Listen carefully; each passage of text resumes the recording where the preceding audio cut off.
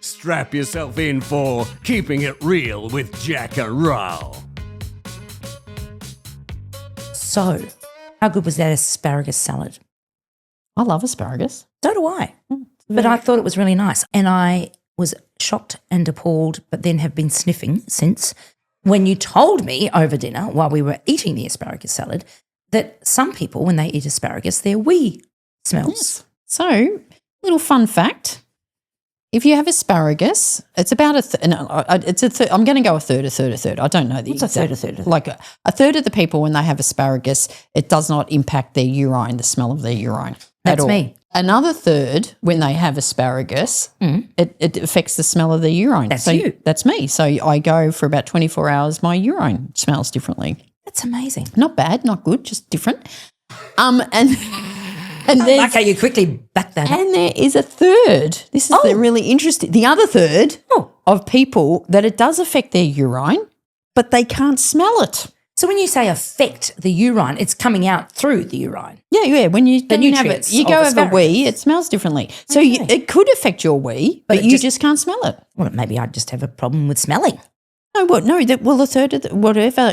Some Sure. people. So if you need you to are. know if it affects your urine, you need to get someone like me in Have a sniff. to smell your wee. That's really taking our relationship to a new level. Welcome back, Keepers. This is yet another episode of Keeping It Real with Jack and the asparagus wee-sniffing roll. Well, that was keeping it real. How was that, Yeah. Keeping It Real? I'm Gabrielle Dolan, and you're I'm Jack Phillips. Is there such a thing as a good life?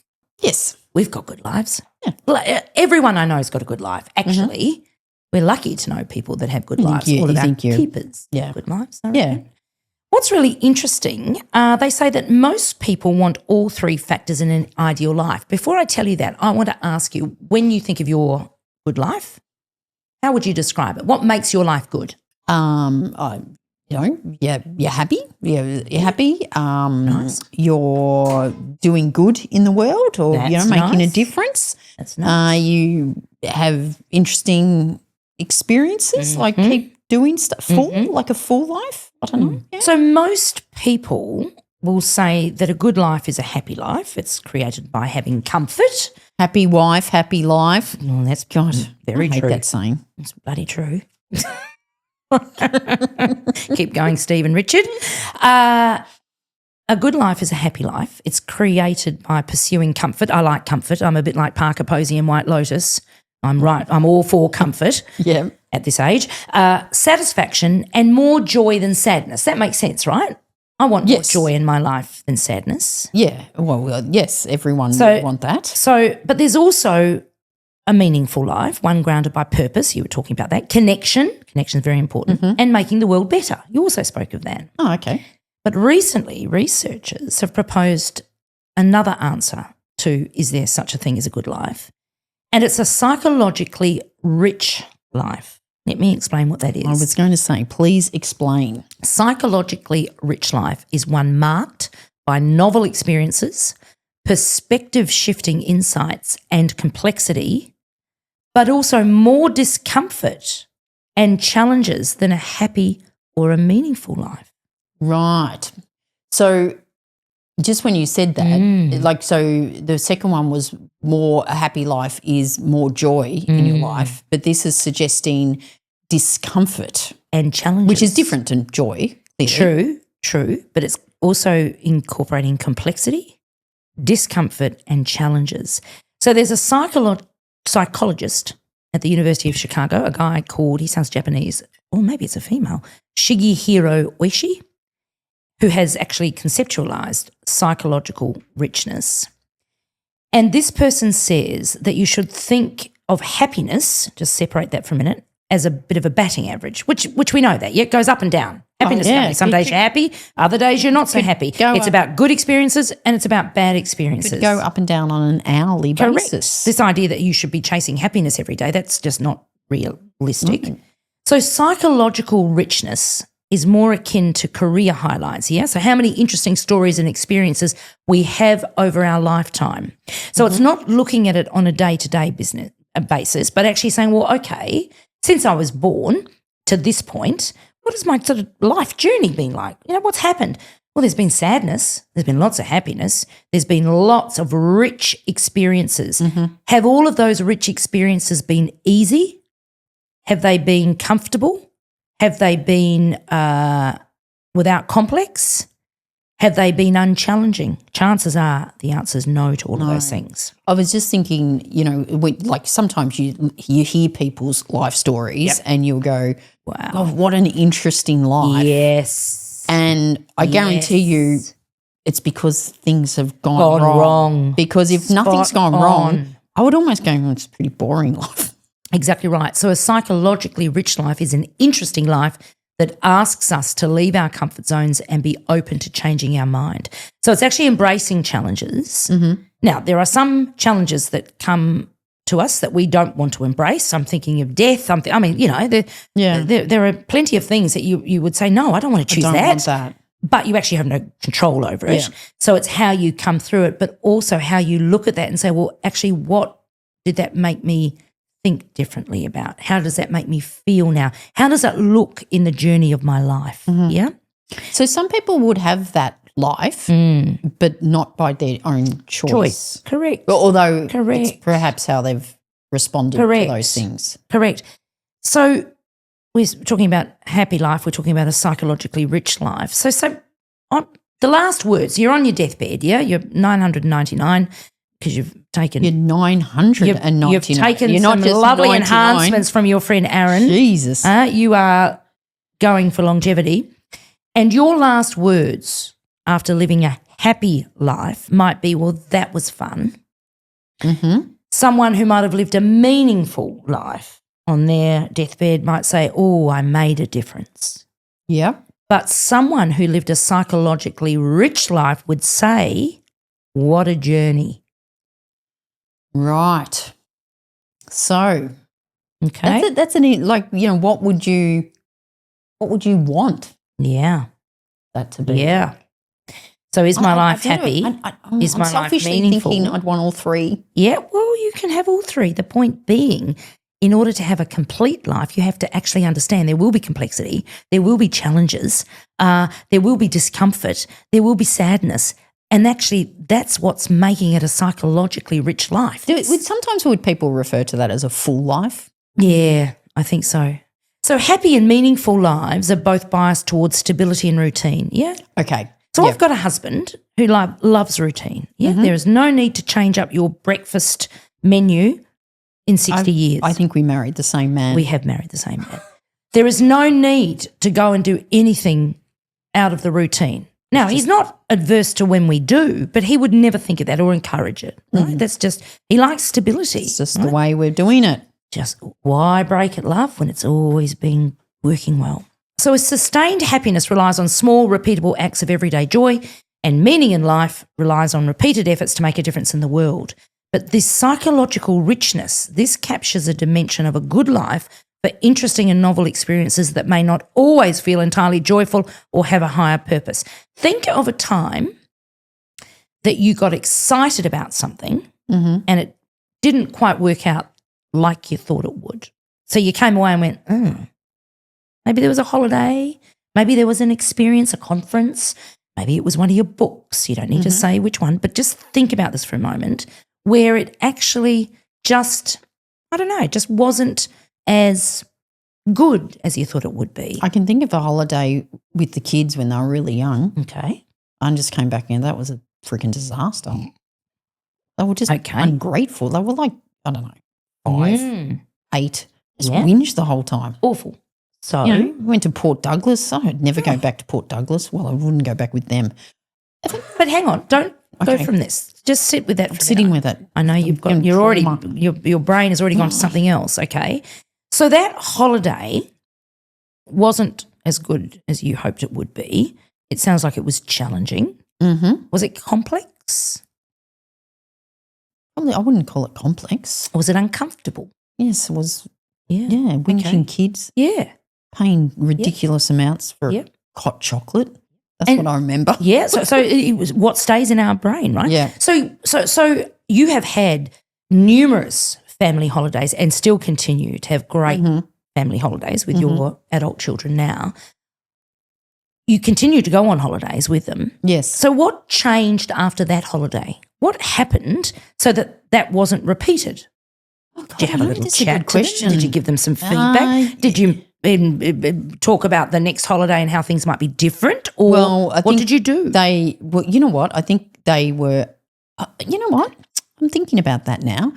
I think part of the disappointment in that it was like we went to Port Douglas and we stayed at a really nice, you know. And that's disappointing? Well, because you're spending a lot of money. Yeah. It's almost so like there's an expectation. It's an expectation. And like, granted, the kids are young. Yeah. Like they've got no idea. Like, No. And you're going, No. and And they don't care how much money you're you've going. spent. We spend all this money Yeah. to have a good, and you're just whinging. Yep. After that, and it's a combination of getting older, we started to travel, you know, more locally with friends that we've bought Bermagui with, and things were better. And maybe it was the expectations weren't as high. Maybe I do. And now they've got older and, you know. But so what you did was you actually adapted what might be better for the kids going forward. Yeah. Because that holiday was probably more about what you wanted, right? Yeah. Fancy resort, good food. It's one of those things I realised you go to Port Douglas and you can't actually swim on the beach. Right. Okay, so there was a learning around that as Yeah. well. But you had to have that experience in order Bloody to know that. crocodiles and stuff. But you had to have that experience Yes, to know that, yes. right? So that then changed what you did going forward. The point is that experience is important on the journey of life. It's an important one for you to recall, to share now. And that's actually what gives you a psychologically rich life. Right. And that's what you want. It's the accumulation of rich experiences. When I say rich experiences, I don't mean rich as in it costs lots of money. I'm talking about the wealth of experience. I remember the kids asking me when we lived in Singapore years ago, and it was clear we were living an abundant life and we had a lot of things others didn't have. And I remember the kids looking at me, I think they were 2 and 4, and said, "Mum, are we rich? We're as poor as paupers. We had more debt than we had wealth." And I looked into those little eyes and I said, "Yes, we are rich in experience." Right. And that's a good thing. Rich in experience is a psychological life. That's exactly right. Okay. So that is actually what you want. You want a psychologically rich life. It is the accumulation of rich experience. It's important to journal and photograph them to retain memories.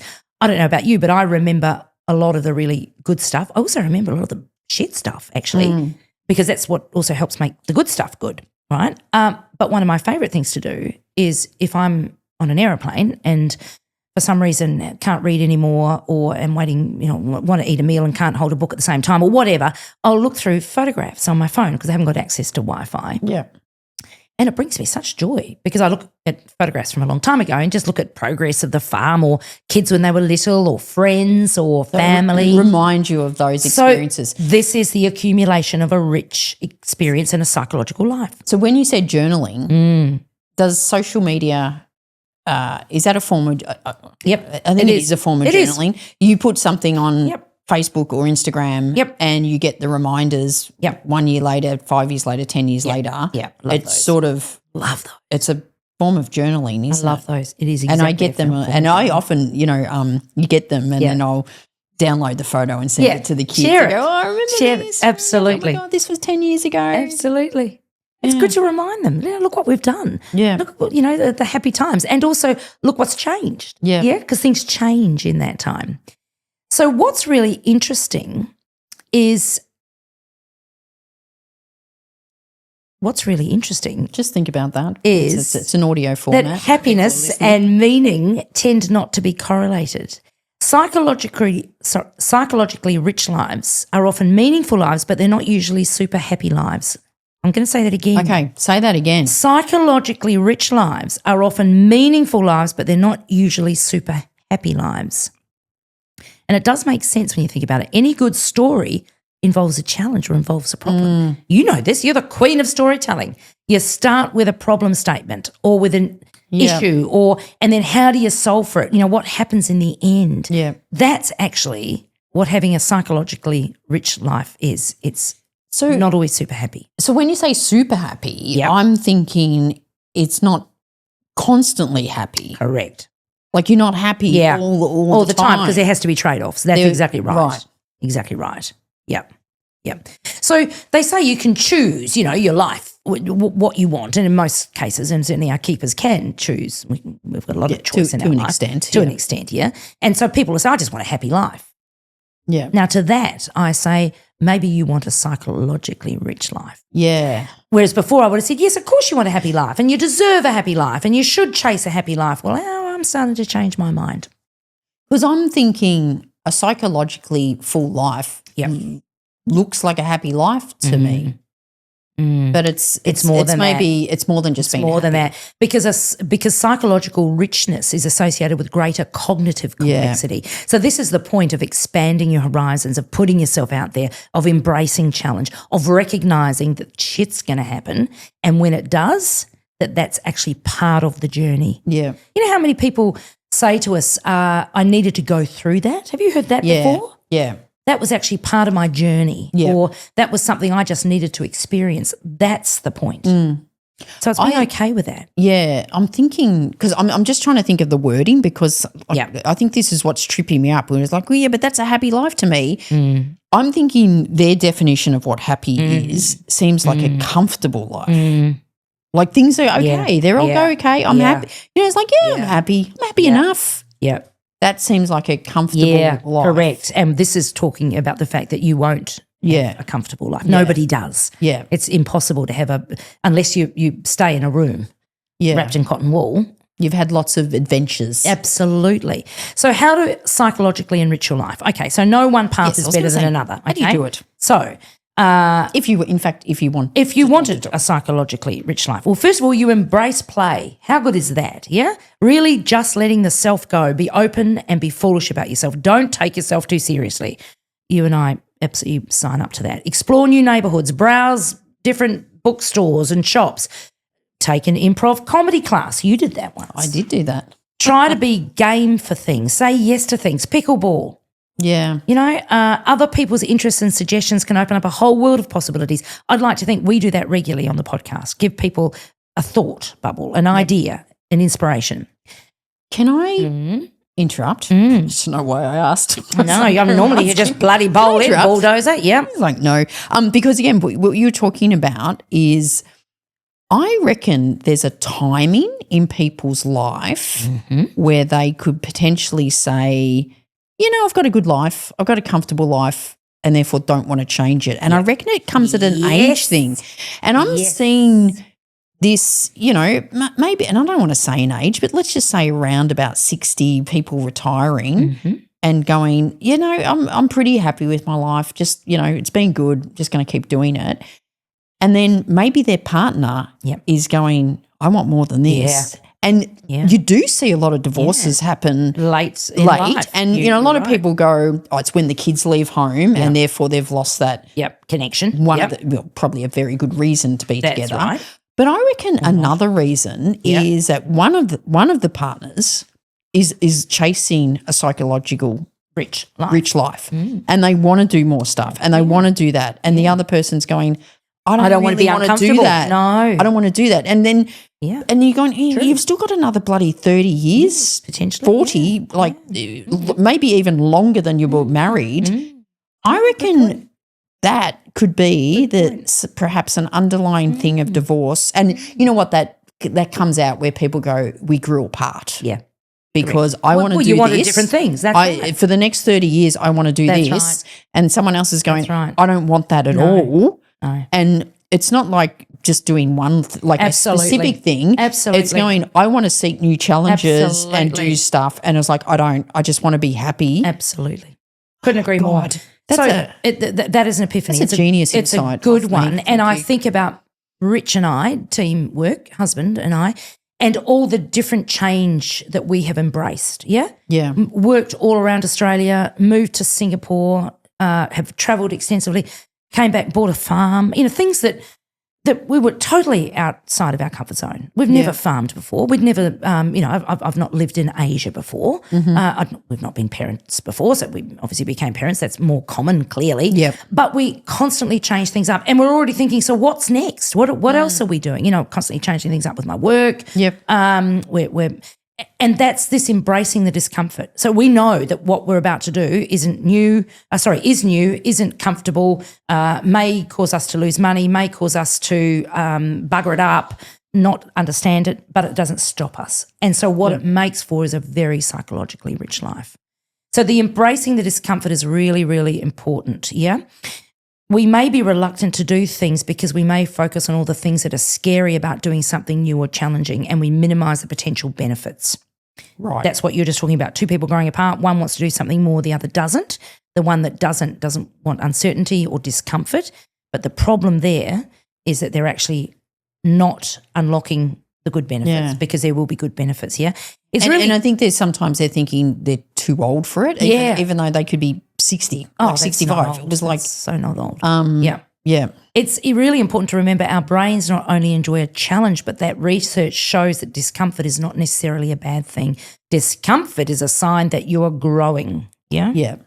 And we spoke about this in the last couple of episodes around growth mindset and optimism, Correct. like people taking a risk and just doing stuff and having a crack, having a go. Yeah. So the key to living a psychologically rich life is absolutely embracing play. It's embracing discomfort, and it's actually journaling and recording your experiences, not undermining and not forgetting how far you've come, because life is a journey.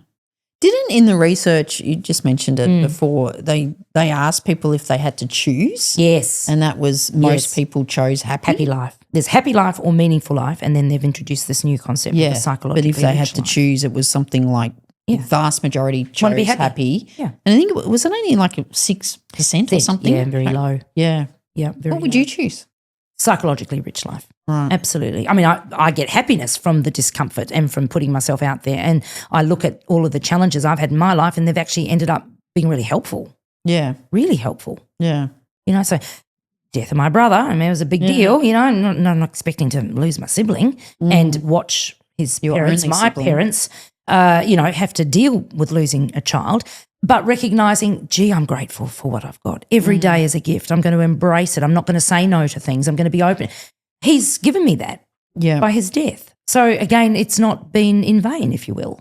So that's how I look at it anyway. Yeah.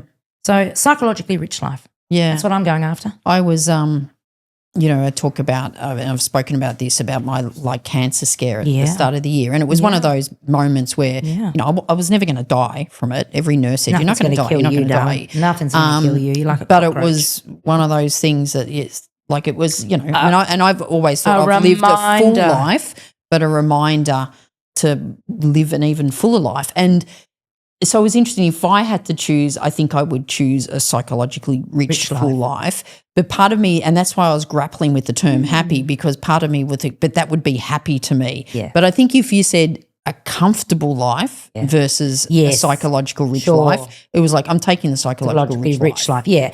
But the point is, you will be happy in a psychologically rich life. You just won't be happy every single day. And that nobody will ever be happy every single day. It's trying to aim for perfection. Correct. It's not going to happen. And happiness comes from recognising things are good and life is wonderful after you've gone through shit. Yeah. Generally. And we're not saying one one way is better than the other. It's you choose you. You do and, you. the reality is sometimes you might not get a choice. Correct. For a start. Correct. But it's something worth thinking about, intentionally when you're about to, whether I don't know whether this is a day-to-day thing you think about, or what do I want to do for the next year? Yeah. Is it just I'm just going to be the status quo and be happy, and just sit in my comfort zone, push myself a little bit more, and recognise that I might step outside material comfort. I might step outside of being happy.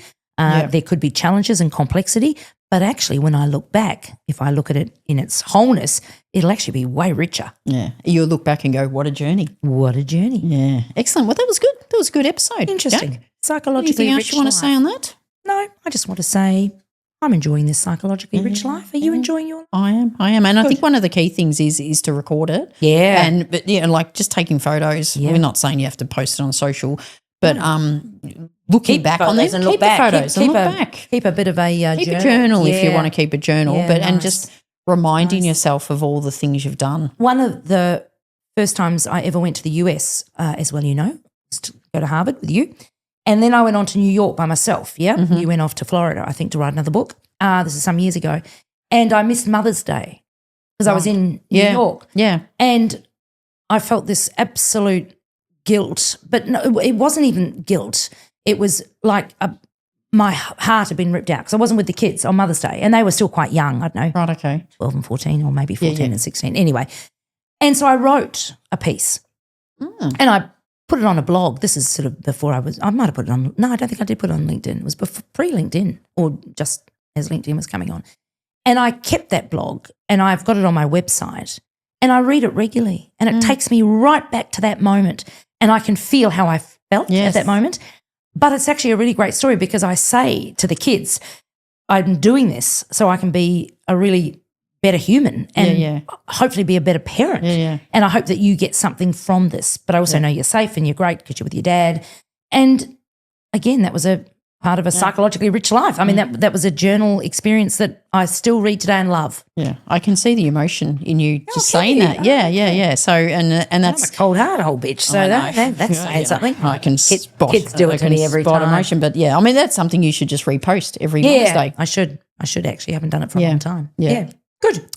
All right. Okay, keepers. Hope you've found this of value. You don't want me to do the end, seeing I did such a great job at the start? Oh no. I think we just stick with our strengths, and I'll do the intro and outros. Just like I'll just sit here and look pretty. Saves Keelan all that editing for you. He doesn't edit. We keep it real. You stuff it up. If you like what you heard, don't forget to rate, share it with your friends. And if you want to get more of this, check out Patreon. It's our subscriber model where you get bonus episodes, you get early access to episodes, and you get masterclasses, which is content that Jack and I really don't provide anywhere else. So check that out, and we'll see you next week. Bye. You've been listening to another episode of Keeping It Real with Jack and Rahl. If you like what you've heard, don't forget to tell others about it and give a 5-star review. They may seem confident, but they really are sensitive 5-star needy souls. Yeah, right. Keeping It Real, created by Jack Phillips and Gabriel Dolan. Produced by Keelan Ferrari Brown. And this really real voiceover, spoken by Richard Phillips.